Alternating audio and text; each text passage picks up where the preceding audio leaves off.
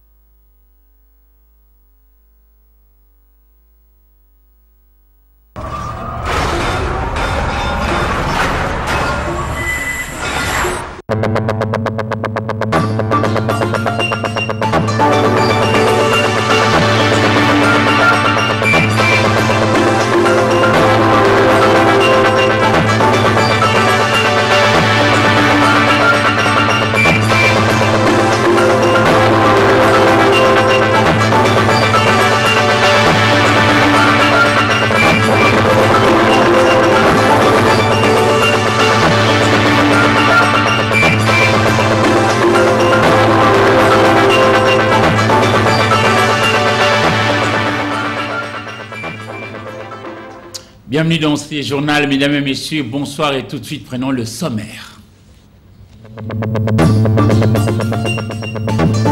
Félix-Antoine Tshisekedi Tshilombo a promis des mesures qui pourront faire mal, mais qui vont participer à coup sûr à sauver les vies humaines dans cette troisième vague de coronavirus réputée plus virulente que les deux précédentes.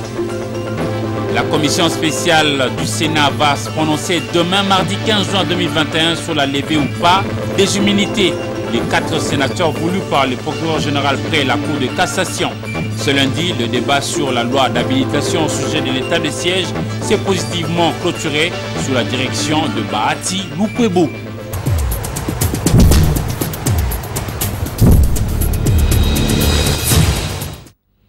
Il a par ailleurs honoré sa promesse faite à la population congolaise vivant dans la partie orientale de la République démocratique du Congo. Je parle très bien du président congolais Félix-Antoine Tshisekedi Tshilombo, qui au cours d'une conférence de presse qu'il a animée hier dimanche 13 juin, jour de son anniversaire à Goma, chef-lieu de la province du Nord Kivu, Félix-Antoine Tshisekedi Tshilombo a dévoilé l'objet de sa mission dans les 2 provinces concernées par l'état des sièges, à savoir le Nord Kivu et l'Ituri. La presse présidentielle pour la suite. Il aurait bien voulu célébrer ses 58 ans d'âge en toute intimité familiale, mais les hautes charges d'État l'ont obligé à passer une journée dominicale ordinaire. Face à la presse locale, le président de la République, Félix-Antoine Tshisekedi Tshilombo, a dévoilé l'objet de sa mission dans les Nord Kivu. Comme je l'avais dit, comme je l'avais annoncé, je suis venu moi-même pour voir ce qu'il en est, parce que là nous sommes à l'étape du retour des déplacés, donc c'était très important d'être là pour déjà ne fût-ce que leur apporter la consolation nécessaire, le soutien nécessaire, et surtout la promesse que l'État ne les abandonnera jamais. Donc nous sommes venus les écouter et essayer de voir aussi quels sont leurs problèmes. Le président de la République n'entend pas s'arrêter à Goma. Il fera le déplacement de Beni et Butembo pour l'évaluation de la situation sécuritaire, un mois après l'état de siège dans cette partie. C'était aussi nécessaire de venir faire cette évaluation sur l'état de siège, à la fois au nord Kivu, mais également en Ituri. Donc je vous l'annonce là, dans quelques jours, j'irai aussi en Ituri pour me faire une idée de l'avancée de cet état de siège, des résultats obtenus et de voir s'il y a des orientations ou des correctifs à apporter. Mais dans l'ensemble, je dirais, il y a un satisfecit. Le retour de la paix dans les provinces de l'Est doit aussi s'accompagner des projets de développement.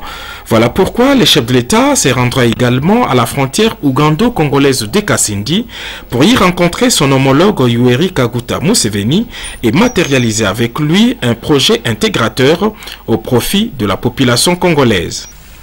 De Beni, je me transporterai vers Kasindi, où je rencontrerai mon homologue ougandais, avec qui nous venons de conclure un accord pour la construction d'une route qui partirait d'Ouganda, en passant par Kasindi, pour venir jusqu'à Goma. cela, je crois, contribuera aussi à la recherche de la paix et à l'éradication de ces groupes armés qui, pour certains, utilisent de la violence pour en fait faire du business. Au cours de ce face-à-face avec la presse, le chef de l'État a présenté Dr Henry Forrest, entrepreneur australien qui vient matérialiser un projet innovant de Grand Inga. Avec son aisance habituelle, le chef de l'État, Félix-Antoine Tshisekedi Tshilombo, a répondu à toutes les questions de la presse locale. Un deuxième rendez-vous avec le chevalier de la plume en l'espace de 48 heures. Et Dr Roger Nkamba, conseiller spécial du chef de l'État Félix-Antoine Tshisekedi Tshilombo, a réceptionné hier dimanche à l'aéroport international de Goma, nous sommes au Nord Kivu, un lot important de dons d'assistance humanitaire provenant des différents partenaires de la République démocratique du Congo. Encore une fois, la presse présidentielle. Depuis l'imprévisible éruption volcanique du 22 mai dernier, une chaîne de solidarité s'est organisée en faveur de déplacés de la ville de Goma, dont les maisons d'invitation ont été complètement décimées par la lave de Nyiragongo. Après les ponts aériens entre Nairobi et Goma, ce dimanche était au tour de DP World d'apporter sa contribution. Dans cet avion cargo, 20 tonnes d'assistance humanitaire s'ajoutent à la mobilisation nationale en faveur de sinistrés de Goma. Présents dans la ville depuis les premières heures qui ont suivi la catastrophe, les conseillers spéciaux du chef de l'État chargé de la couverture maladie universelle, Dr Roger Nkamba, a réceptionné ces lots. Il canalise l'aide pour une meilleure distribution. Le président de la République s'est impliqué personnellement dans cette catastrophe de Goma. D'ailleurs, il est arrivé lui-même ici pour superviser les choses. Et il nous a envoyé ici depuis plus de 10 jours maintenant pour travailler à la réception de tout ce qu'il a mobilisé au niveau international. Le président de la République a mobilisé aussi bien ses pairs présidents, mais aussi des sociétés privées. Il a mobilisé tout le monde pour que la population de Goma ne soit pas démunie et surtout dans cette période malheureusement de catastrophe humanitaire. Alors ici nous sommes en train de recevoir de la part de DP World des dons qui sont des non-vivres. C'est-à-dire qu'on a des moustiquaires imprégnés, on a des ustensiles, on a des draps. Vous savez qu'il y a beaucoup de déplacés malheureusement qui vivent à la Belle Étoile.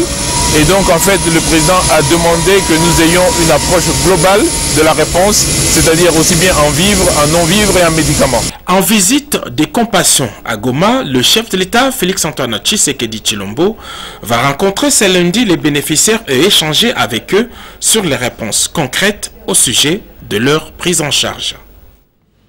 Autre sujet d'actualité, parlons des opérations conjointes FARDC, c'est-à-dire Forces armées de la République démocratique du Congo et MONUSCO, pour neutraliser justement les groupes armés dans la province du Nord Kivu en état de siège.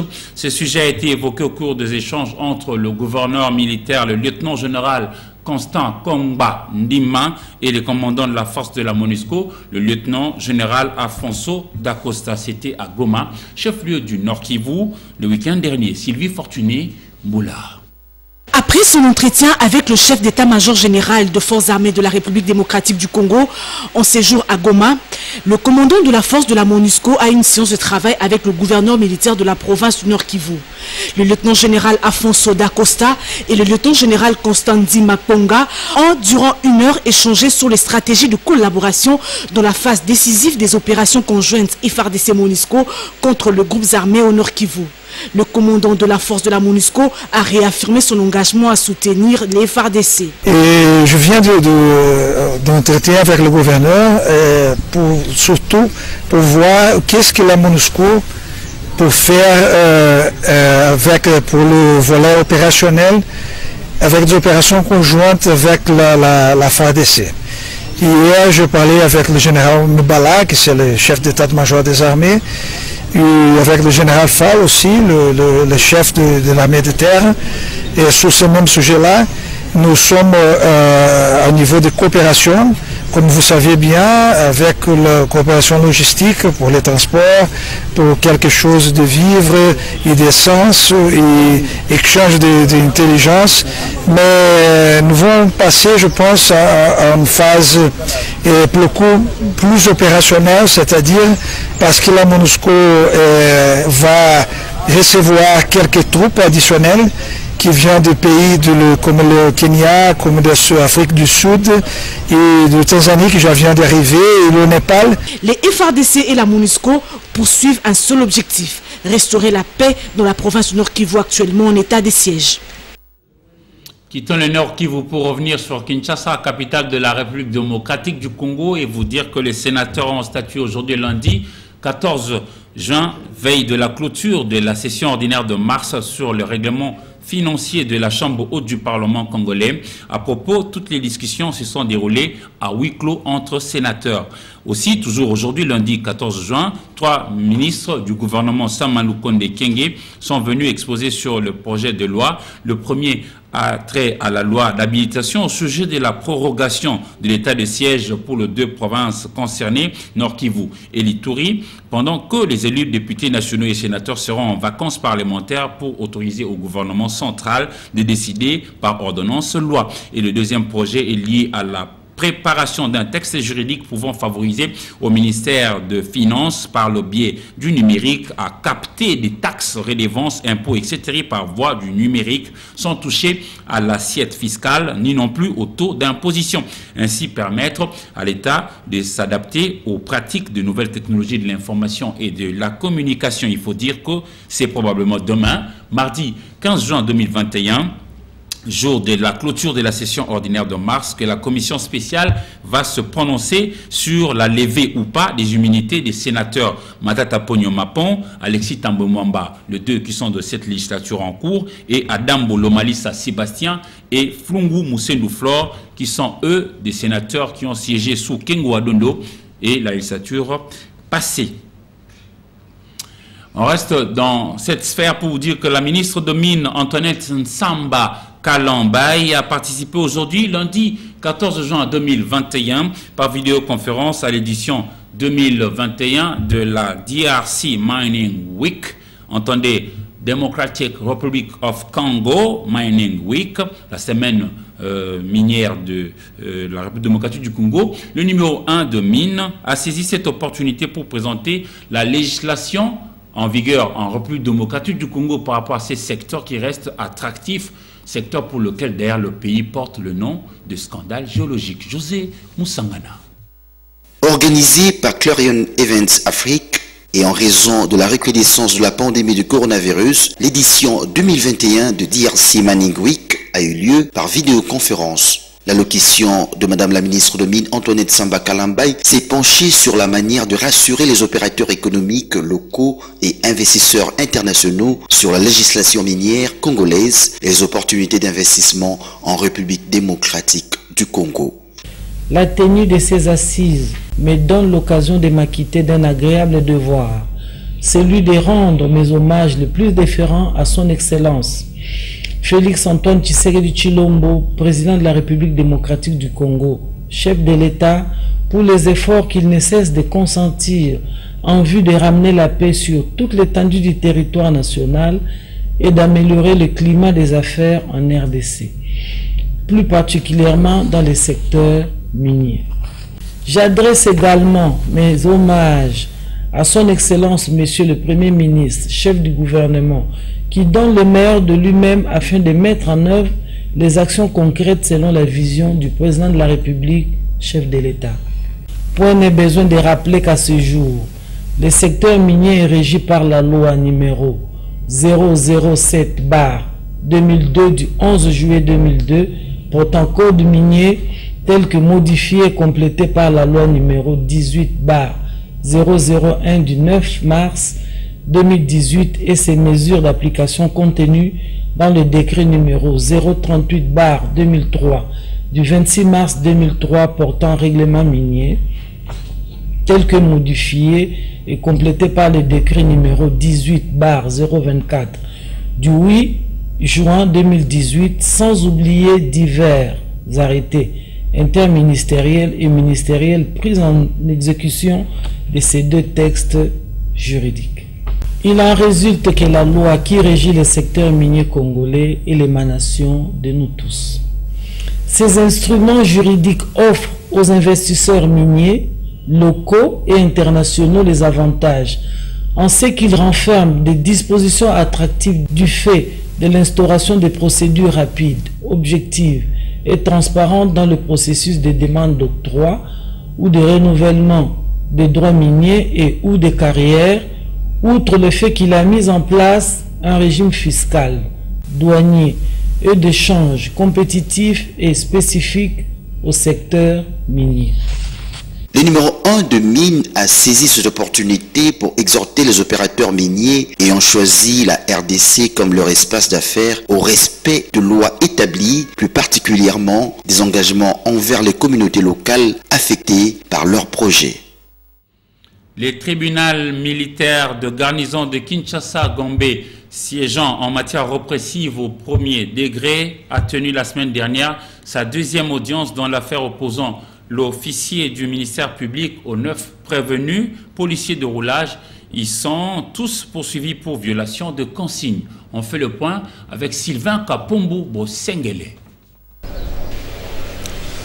Sous la présidence du capitaine magistrat Freddy Eumempia, le tribunal militaire de garnison de Kinshasa-Gombe a tenu sa deuxième audience en chambre foraine à la prison militaire de Ndolo dans l'affaire des 19 prévenus, tous éléments de la police de circulation routière.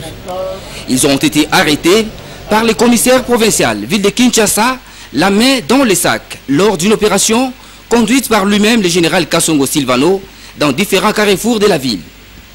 À en croire les commissaires provinciaux, ces policiers de roulage s'étaient excellés dans la pratique dite main tendue auprès des usagers de la route pour leur demander de l'argent, terrorisant ainsi ces paisibles citoyens.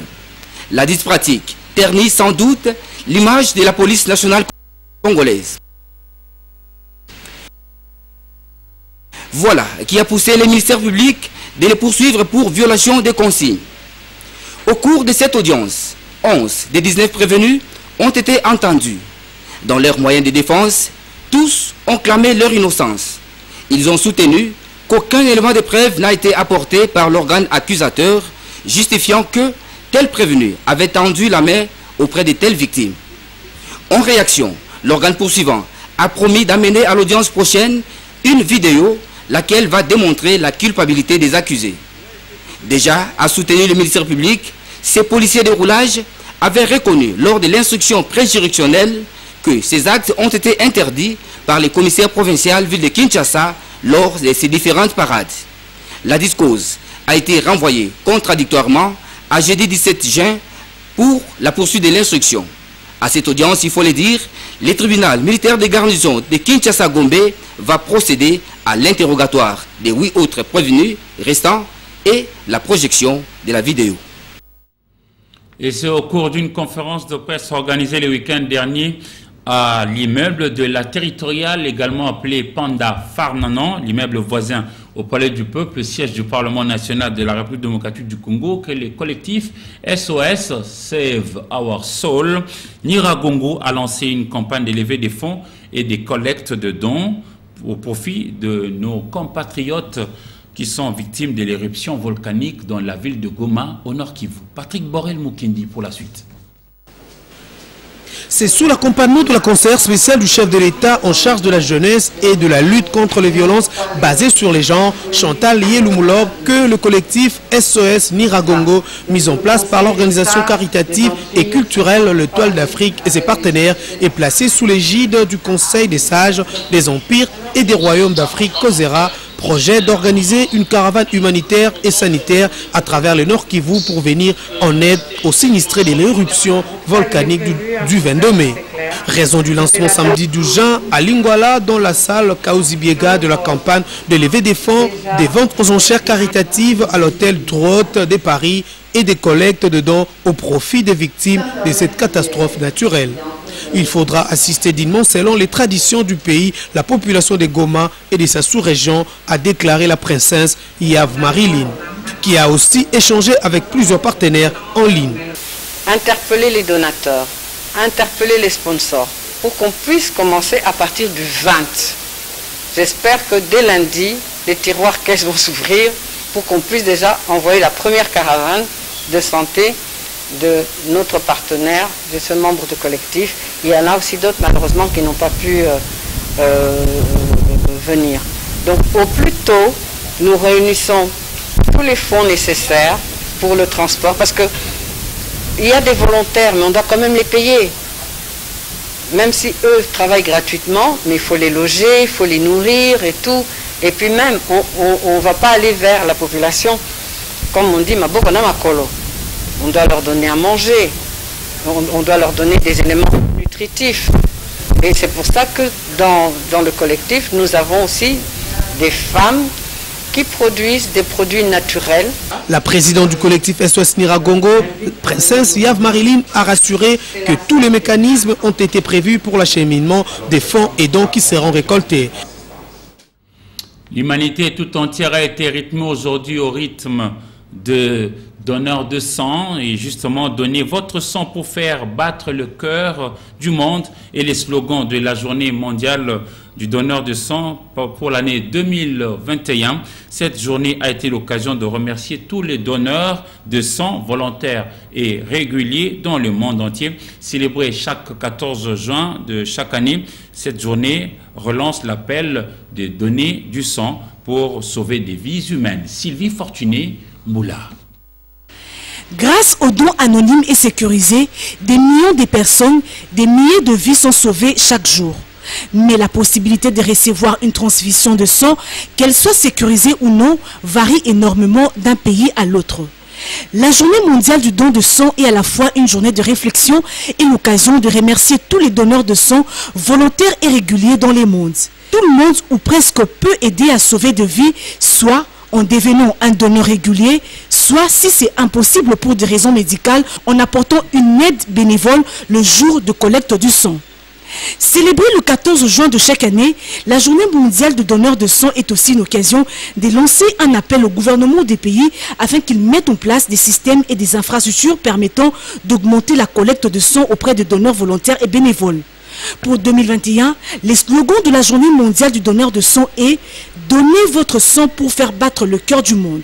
Ces messages soulignent la contribution essentielle de donneurs de sang qui permettent que le cœur du monde continue de battre en sauvant des vies et en améliorant l'état de santé d'autres personnes. Ils relancent aussi l'appel mondial pour que davantage de personnes donnent leur sang régulièrement partout dans le monde et contribuent à une meilleure santé. Donner son sang relève d'un acte de charité et ça nous rapproche de l'Église. Et l'Église évangélique de Restauration a organisé une conférence de jeunes de réveil le samedi dernier à Bibois. Nous sommes dans la commune de Lancellet. La jeunesse chrétienne a été conviée à travailler pour l'œuvre de Dieu créateur. Brandine Toumba et Sylvie Fortuné, Boula. C'était une journée de prière, de réveil et de sensibilisation à l'intention de jeunes. En effet, la jeunesse de l'église La Restauration située à Bibois a organisé cette activité dans l'objectif de communiquer les valeurs spirituelles, intellectuelles à la jeunesse chrétienne. Israël Kabamba, l'orateur du jour, a axé son exhortation sur le service à Dieu. On a parlé sur la restauration de valeurs morales, intellectuelles et physiques. Pourquoi la jeunesse d'aujourd'hui vit dans le sommeil spirituel. C'est pourquoi moi, j'ai abordé un sous-thème intitulé « Être témoin de Jésus ». Et dans ma prestation, j'avais dit qui est un témoin. Un témoin de Jésus, c'est celui qui vit la spiritualité de Christ. C'est celui qui a la capacité de manifester la divinité en lui dans le monde. Or, on ne peut pas manifester la divinité si tu n'es pas baptisé dans l'eau et baptisé de l'Esprit. C'est pourquoi mon texte était sur le livre des Actes des Apôtres, chapitre 1er, verset 5. Il est écrit dans ce verset que je vous ai donné que Jean a baptisé d'eau, mais vous, dans peu de jours, vous serez baptisés de l'Esprit. Et le 6e verset nous dit, le 8e verset, pardon, vous recevrez une puissance. Et le Saint-Esprit survenant sur vous, vous serez mes témoins. S'accrocher aux passions de la jeunesse peuvent conduire à la ruine. D'où Consacrer sa jeunesse à Dieu est la meilleure option pour une vie chrétienne épanouie. On en vient à notre rubrique intitulée « Actualité vue par les autres ». Aujourd'hui, Esther Badi-Biabi a attendu son micro à Cissé Traoré et celui-ci est de la télévision Nouveau Congo Télévision. Il pense que la situation sécuritaire dans la partie orientale de la République démocratique du Congo domine et reste en pole position.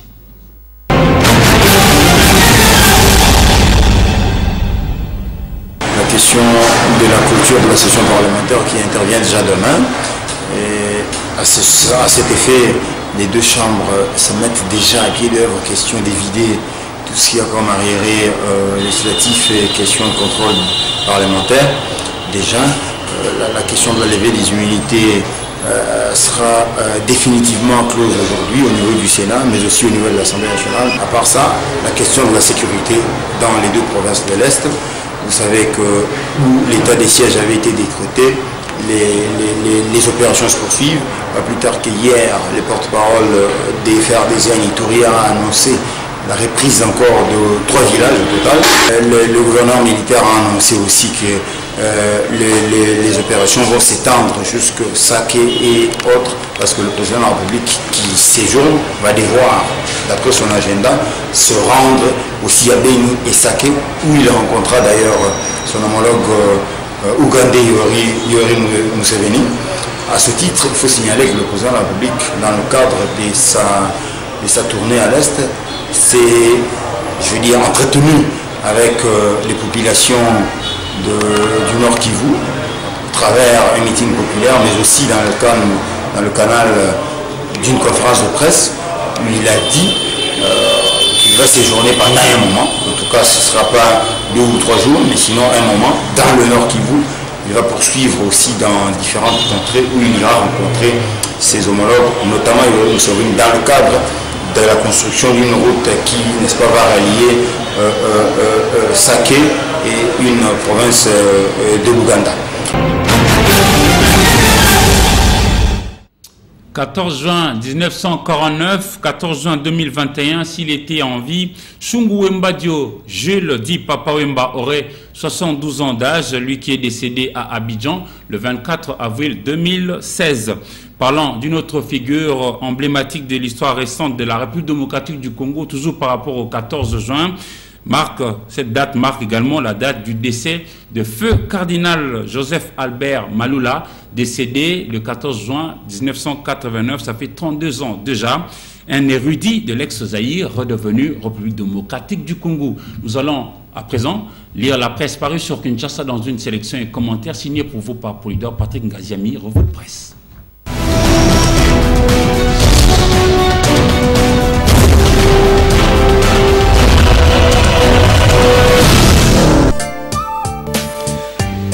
Sur le tableau de l'actualité s'affiche en première ligne le séjour du président de la République à Goma, chef-lieu du Nord Kivu.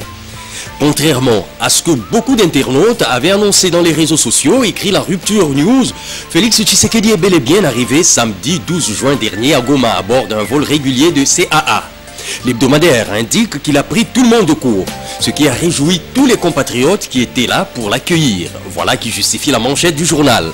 Mais être accueilli en triomphe n'efface pas les problèmes de la population de Goma. En effet, écrit la référence plus, au chef-lieu du Nord Kivu, le chef de l'État a trouvé la guerre de l'eau.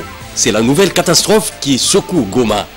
Tous les 18 quartiers sont affectés et le retour des sinistrés de l'éruption volcanique ne fait qu'aggraver la situation. Qu'à cela ne tienne, fait savoir l'agence congolaise de presse, le président de la République a salué la chaîne de solidarité qui s'est organisée pour venir en aide aux déplacés après l'éruption du volcan Nyiragongo. C'était au cours de la conférence de presse qu'il a animée dimanche en sa résidence de Goma. Au cours de cette même conférence de presse, renseigne de son côté Africa News, le chef de l'État s'est félicité des résultats à mi-parcours de l'état de siège et a promis de ne rien lâcher tant que la paix et la sécurité ne seraient pas totalement rétablies particulièrement à Kinshasa. À partir de Goma, où il a tenu une conférence de presse hier dimanche, renseigne l'avenir, Tshisekedi a promis de resserrer les vis à cause de cette augmentation exponentielle, car pour lui, la vie des Congolais passe en premier lieu. En outre, a-t-il informé, il a été levé l'option d'avoir une multitude de vaccins à cause des problèmes d'effets secondaires et de confiance posés par le vaccin AstraZeneca. C'est le week-end prochain que le président de la République va annoncer les mesures fortes contre la propagation de la troisième vague de la pandémie à coronavirus, indique le journal.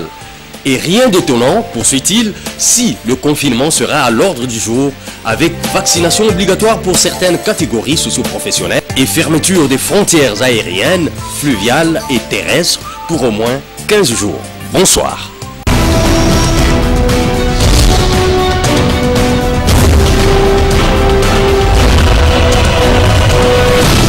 Mesdames et messieurs, avant de boucler complètement cette grande édition, je voulais vous en rappeler les principaux axes.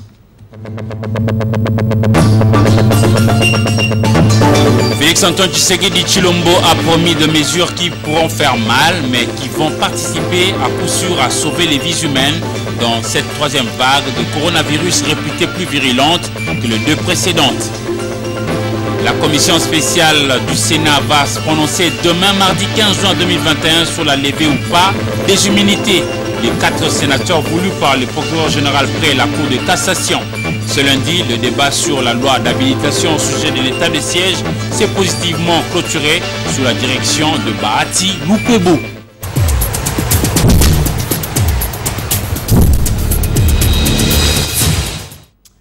Et c'est ici que prend fin ce journal. Mesdames et messieurs, merci à vous de l'avoir suivi et bonne semaine dans vos familles. Au revoir.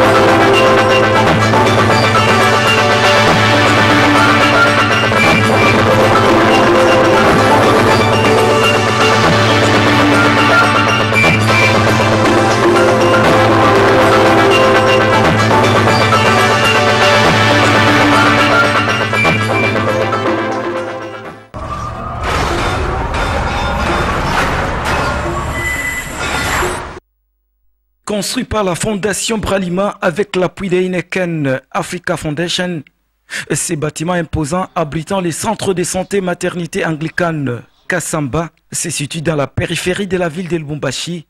Cette structure médicale ultramoderne, érigée sur un site de 188 mètres carrés, est dotée de plusieurs locaux. Un système d'adduction d'eau potable est aussi mis en place. Un motif de satisfaction pour l'évêque de l'église anglicane, diocèse du Katanga, Monseigneur Bertin Moale Soubi. Permettez-moi d'adresser mes sincères remerciements à Heineken Africa Foundation. Tout est fait pour la réduction de la mortalité maternelle et infantile. L'a souligné ainsi le directeur de siège Bralima et représentant de la fondation Heineken, Burton Swain. Les travaux suivants ont été exécutés pour un coût total de 152 000 $. Chère population, les Kalibuka, ce centre a été construit pour vous. Voilà pourquoi je vous invite à les protéger. Après le mot du ministre provincial de la Santé et celui des gratitudes de la population de Kasamba, le gouverneur de province a aussi pris la parole tout en promettant de soutenir la Bralima en mettant fin à l'importation d'autres boissons venant de l'extérieur. Nous soutenons l'action de la DGDA qui consiste à mettre fin à l'entrée frauduleuse des boissons alcooliques et même sucrées au niveau de la douane de Kasumbalès.